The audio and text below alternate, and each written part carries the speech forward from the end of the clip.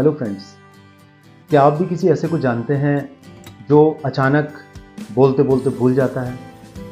क्या आपके आसपास भी कोई है, कोई आपका रिलेटिव, कोई आपका खास, जो छोटी छोटी चीज़ें भूल जाता है, जैसे चाबी रख के भूल जाना, जैसे अचानक आपका नाम ना याद आना?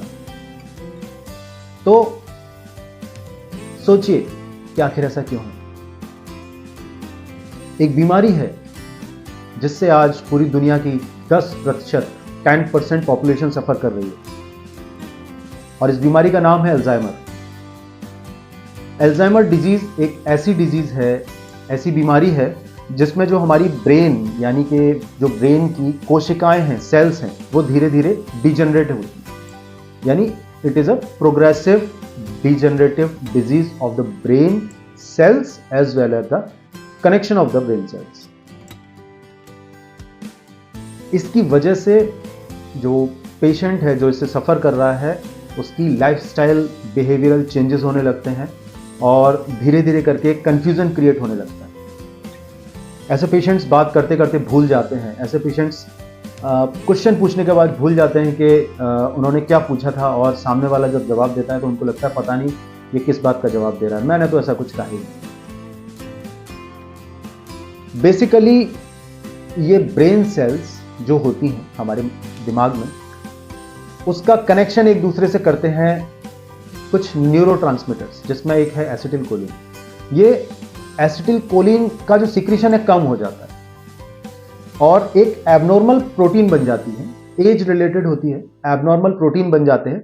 ये एमाइलॉइड प्रोटीन जो है वो क्या करती है कि जो माइलिन शीथ, जो हमारी नर्व्स हैं, उसके ऊपर एक लेयर बना देती है। उस लेयर की वजह से इनकी फंक्शनिंग डाउन हो जाती है, कम हो जाती है।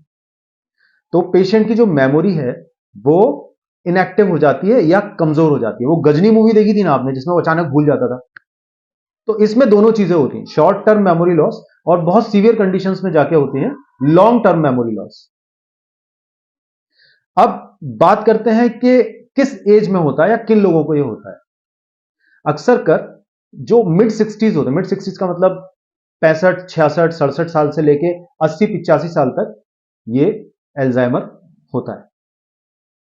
लाइफ एक्सपेक्टेंसी की बात की जाए तो जिन पेशेंट्स को अल्जाइमर होता है उनकी लाइफ एक्सपेक्टेंसी 10 साल से लेके 25 साल 30 साल तक हो सकती है। बेसिकली जो अल्जाइमर है वो 3 तरह की होती है। कौन कौन से 3 तरह की होती है? एक होती है अर्ली ऑनसेट। अर्ली ऑनसेट यानी कि जल्दी हो जाती है, किसी एबनॉर्मल बिहेवियर की वजह से, किसी एक्सीडेंट की वजह से, किसी भी वजह से वो जो डिजीज है, जो अल्जाइमर है, बहुत जल्दी हो जाती है, अपने अर्ली 40s में, 45। तो ऐसे केसेस में स्पेसिफिक ट्रीटमेंट की जरूरत होती है, और इसका बहुत अच्छा ट्रीटमेंट मॉडर्न मेडिसिन में तो नहीं अवेलेबल है, लेकिन होम्योपैथी में बहुत अच्छा ट्रीटमेंट अवेलेबल है। एक होती है लेट ऑनसेट। लेट ऑनसेट यानी कि जो मैंने आपको स्टार्टिंग में बताया, मिड 60s या 80s में जाके जो होती है। और एक होती है फैमिलियल। फैमिलियल का मतलब होता है जैसे एक फैमिली में किसी को अल्जाइमर हुआ और वो लगातार जेनेटिक्स में चली आ रही है। हालांकि इसका जेनेटिक्स से कोई खास मतलब नहीं है, लेकिन अक्सर ऐसा होता है कि जिन पेशेंट्स के मदर फादर या दोनों अल्जाइमर से ग्रसित होते हैं, उन लोगों के अंदर ये इस डिजीज के होने की जो संभावना है बाकी लोगों से थोड़ी सी ज्यादा होती है। अब बात करते हैं कि अल्जाइमर की कितनी स्टेजेस होती है। अल्जाइमर की बेसिकली अगर देखा जाए तो 7 स्टेज होती है, 7 स्टेजेस। कौन कौन सी स्टेज होती है? ये स्टेज है, एक है कि बीमारी होने से पहले, यानी बिफोर सिम्टम, यानी सिम्टम्स के अपियर होने से पहले की जो स्टेज होती है, जिसमें हमें ये लगता है कि सब कुछ नॉर्मली चल रहा है, वो ये वो वाली स्टेज होती है जिसमें सब कुछ लगता है अरे भूल गए, कोई बात नहीं, हम लोग इग्नोर करते जाते हैं इस चीज को। एक स्टेज होती है बेसिक फॉरगेटफुलनेस। बेसिक फॉरगेटफुलनेस क्या होता है? जैसे हमने किसी का नाम कल देखा, किसी से बात की और आज हम भूल गए। तो कई बार ऐसा होता है, हम लोग सोचते हैं अरे कोई बात नहीं यार, नहीं याद रहा होगा। तो this is second stage, basic forgetfulness. अब ये नॉर्मल भी हो सकती है और अल्जाइमर से रिलेटेड इसकी सेकंड स्टेज भी हो सकती है। और तीसरी है कि याद करने में परेशानी। जैसे कई बार आप जो है, कुछ बच्चे ऐसे मिलते होंगे या कुछ जो मिड एज पर्सन है, जो एडोलसेंट्स हैं, जो एज होती है उसमें कई लोग ऐसे आते हैं जो बोलते हैं सर मुझे याद रखने में परेशानी है, मतलब वो एक एक नोटिसेबल मेमोरी लॉस होता है। तो ये जो नोटिसेबल मेमोरी लॉस है ये होती है थर्ड स्टेज ऑफ अल्जाइमर। अब आती है फोर्थ स्टेज। फोर्थ स्टेज में क्या होता है, जो फोर्थ स्टेज है उसका नाम है more than a memory loss, यानी जो मेमोरी है उसके लॉस से ज्यादा, यानी फॉरगेटफुलनेस से भी ज्यादा कुछ होने लगता है। इसमें ब्रेन ज्यादा डिजेनरेट होने लगता है और जो पेशेंट होता है वो लोगों को पहचानना बंद करने लगता है। बहुत जान पहचान के रास्ते उसको भूल जाते हैं, बहुत जान पहचान के याद किए हुए नंबर्स उसको भूल जाते हैं। कभी कभी वो घर का रास्ता भूल जाता है। कभी कभी ये कंफ्यूजन इतना बढ़ जाता है कि उसको ये भी पता नहीं होता कि दिन है या रात है। स्लीपिंग पैटर्न्स इस कंडीशन में चेंज हो जाते हैं और जो पेशेंट होता है वो रात में जगने लगता है और दिन में सोने लगता है। जब वेदर होता है, वेदर के अकॉर्डिंग उसको क्लोथिंग, अपने कपड़े जो चुनने का सलीका है वो चला जाता है। तो ये कुछ ऐसे पॉइंट्स हैं जिनसे पता चल सकता है कि जो हमारा पेशेंट है अल्जाइमर की कौन सी स्टेज में। तो ये होती है हमारी फोर्थ स्टेज। आइए बात करते हैं फिफ्थ स्टेज के बारे में जिसका नाम है डिक्रीज्ड इंडिपेंडेंस। डिक्रीज इंडिपेंडेंस का मतलब यह है कि अब वो स्थिति आ चुकी होती है कि पेशेंट अपने आप के ऊपर खुद सेल्फ डिपेंडेंट नहीं रह सकता, उसको अपने साथ किसी ना किसी की जरूरत पड़ती।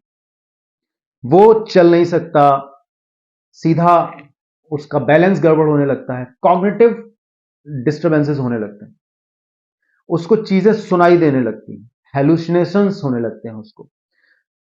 कभी कभी उसको ऐसा महसूस होने लगता है कि सभी लोग उसके खिलाफ कोई प्लॉटिंग कर रहे हैं, सभी लोग उसके खिलाफ हो गए हैं। This is called as paranoia. Panic attacks होने लगते हैं। यह कंडीशन होती है फिफ्थ कंडीशन। अगली कंडीशन है सिक्स, जो सिक्स स्टेज है। ये सिक्स स्टेज में सिम्टम्स और ज्यादा सीवियर हो जाते हैं। फिफ्थ स्टेज वाले सिम्टम्स और ज्यादा सीवियर हो जाते हैं, इतने ज्यादा सीवियर हो जाते हैं कि पेशेंट का बोलना भी डिफिकल्ट हो जाता है, ठीक से बोल भी नहीं पाता, कम्युनिकेशन बहुत ज्यादा डिफिकल्ट हो जाता है। इस डिफिकल्ट कम्युनिकेशन की वजह से पेशेंट अपनी बात सामने वाले को बता नहीं पाता और इसलिए बहुत ज्यादा फ्रस्ट्रेशन उसको फील होता है, फ्रस्ट्रेटिंग फील करता है। ये बिहेवियर चेंजेस सारे पेशेंट्स के साथ नहीं होते, लेकिन ज्यादातर पेशेंट्स के साथ होते हैं। तो याद रखिए कि जब हमारा जो अल्जाइमर का पेशेंट है सिक्स स्टेज में पहुंचता है तो उसके फिफ्थ स्टेज वाले सिम्टम्स और ज्यादा सीवियर हो जाते हैं, वो दूसरों पर और ज्यादा डिपेंडेंट होने लगता है। और लास्ट स्टेज है जो डीप मोस्ट स्टेज है, सबसे खतरनाक, सबसे ज्यादा सीवियर स्टेज है, वो है complete lack of physical control. यानी उसको अपनी बॉडी पे कोई कंट्रोल नहीं रहता, वो चल नहीं सकता, खड़ा नहीं हो सकता, बैठ नहीं सकता, गिर जाएगा, चबा नहीं सकता, पलकें अपने हिसाब से नहीं झपका सकता। वो स्थिति आ जाती है कि उसका जो फिजिकल कंट्रोल, जो हमारी वॉलंटरी मसल्स हैं, उस पर उसका कंट्रोल खोने लगता है, पूरी तरह से उसकी मोटर स्किल्स खराब होने लगती है। तो ये है हमारा अल्जाइमर। ऐसे समय में हमें याद रखना चाहिए कि हमें जो अपने खास दोस्त हैं जो इस प्रॉब्लम से सफर कर रहे हैं, जो खास लोग हैं, जो हमारे लव वंस हैं, उनका ध्यान और ज्यादा रखना चाहिए। तो दोस्तों आपने देखा किस तरह से अल्जाइमर हमारे जीवन में आता है धीरे धीरे करके और हमें पता भी नहीं चलता। तो इसीलिए याद रखिए जो सिम्टम्स मैंने बताए हैं स्टेज 1, 2 और 3 के, वो सिम्टम्स हैं जिन्हें हम लोग अक्सर कर अवॉइड कर देते हैं। अक्सर कर हम ये सोचते हैं कि ये नॉर्मल है, लेकिन आप जरूर जरूर इस बात का ध्यान रखें और किसी अच्छे न्यूरोलॉजिस्ट से जरूर मिलें ताकि वो एक असेसमेंट कर पाए, एक्सेस कर पाए आपकी डिजीज की स्टेज को, या वो असेसमेंट कर पाए कि whether you are suffering from Alzheimer और नॉट। तो ये तो थी अल्जाइमर के बारे में थोड़ी जानकारी। आइए अब जानते हैं कि जो हमारी होम्योपैथी है वो कैसे मदद कर सकती है इस बीमारी से हमें निजात दिलाने में। जिसमें तो दोस्तों इस कंडीशन में हमारे यहां बहुत जबरदस्त मेडिसिन आती हैं, जिसमें नंबर 1 मेडिसिन आती है बेराटा कार, बेरियम कार्बोनिकम। ये बेराटा कार्ब एक ऐसी मेडिसिन है जो ओल्ड स्टेज सेरिब्रल एट्रोफी को रिवर्ट करने की ताकत रखती है। ओल्ड स्टेज सेरिब्रल एट्रोफी लगभग 100% अल्जाइमर से जो के पेशेंट्स होते हैं उनमें पाई जाती है। अगर बेराटा कार्ब को एज अ कॉन्स्टिट्यूशनल मेडिसिन या as a high potency medicine के तौर पर एवरी 15 डेज दिया जाए और साथ में कुछ सपोर्टिव मेडिसिन चलाई जाए तो डेफिनेट मान के चलिए मोर देन 70 to 80% अल्जाइमर के पेशेंट को हम फायदा पहुंचा सकते हैं। दूसरी मेडिसिन है जो थेराप्यूटिकली बहुत ही जबरदस्त काम करती है, वो है जिंको बाइलोवा। जिंको बाइलोवा एक ऐसी मेडिसिन है जो ब्रेन में सर्कुलेशन बढ़ाती है। ब्रेन में सर्कुलेशन बढ़ाने से क्या होता है कि वहां पे ऑक्सीजन की सप्लाई ज्यादा जाती है और जो हमारी ब्रेन की फंक्शनिंग है वो और ज्यादा शार्प और ज्यादा अच्छी हो जाती है। तो इससे क्या होता है कि जो हमारी ब्रेन की सेल्स थोड़ी डल हो गई हैं वो एक्टिव हो जाती हैं और जो हमारी डिजीज की वजह से हमारा डैमेज हुआ है ब्रेन का उसको कंपेंसेट करने में मदद मिलती है। इसी तरह से एक और मेडिसिन है ब्राह्मी। ये ब्राह्मी जो मेडिसिन है वो भी यही काम करती है जिंको बाइलोवा की तरह, वो भी ब्रेन के अंदर सर्कुलेशन बढ़ा देती है। आयुर्वेद में ब्राह्मी और शंखपुष्पी ये दो मेडिसिन कही गई हैं जो ब्रेन के लिए बहुत ताकतवर है। इसमें ब्राह्मी ब्रेन के सर्कुलेशन को बढ़ाने का काम करती है और शंखपुष्पी मदर टिंचर, ये मदर टिंचर जो ब्रेन है उसकी कॉग्निटिव स्किल्स को बढ़ाने का काम करता है, मेमोरी बढ़ाने का काम करता है, जो रिटेनिंग कैपेसिटी है ब्रेन की उसको बढ़ाने का काम करता है। एक मेडिसिन है अगैरिकस मस्कैरियस। एगेरिकस उस केस में काम करती है जब हम फिफ्थ स्टेज में पहुंचते हैं, जहां पे पेशेंट ठीक से चल नहीं पाता, जहां पे उसको चलने में दिक्कत होती है, जहां कोऑर्डिनेशन, लैक ऑफ कोऑर्डिनेशन हो जाता है, कोऑर्डिनेशन डिफिकल्ट हो जाता है। Agaricus muscarius is very good medicine for that condition. अगर ब्रेन की एट्रोफी हो गई है, बहुत ज्यादा एट्रोफी हो गया और डिजनरेशन चालू हो गया, बहुत ज्यादा डिजनरेशन चालू हो गया है, तो phosphorus is very good medicine for that condition. अगर फास्फोरस देते हैं तो वो डिजनरेशन जो सिफिलिटिक कंडीशन है वो वहीं की वहीं रुक जाती है। और जो आखिरी मेडिसिन मैं बताने जा रहा हूं इसमें वो है जिंकम मेटालिकम। जिंक जिंक कहा जाता है कि जो नर्वस सिस्टम है उसका बहुत जबरदस्त टॉनिक है, इसलिए आपने देखा होगा कई सारी मेडिसिन में जिंक को उसकी पावर या पावर बढ़ाने के लिए यूज किया जाता है। जैसे हम लोग बचपन में खाते थे बी कॉम्प्लेक्स के कैप्सूल्स, आजकल वो बीसी जेड जैसे बी कॉम्प्लेक्स जिंक के साथ आता है। तो जो जिंक का मेन काम है वो है नर्वस सिस्टम को स्ट्रॉन्ग करना।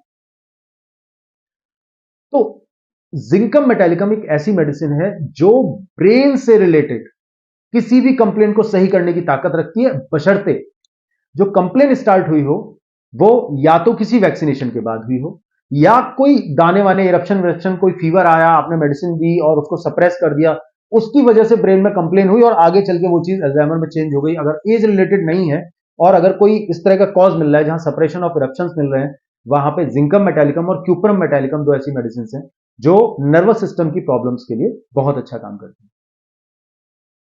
तो दोस्तों देखा आपने होम्योपैथी कैसे मदद कर सकती है हमारी इस अल्जाइमर नाम की भयानक बीमारी से छुटकारा दिलाने में।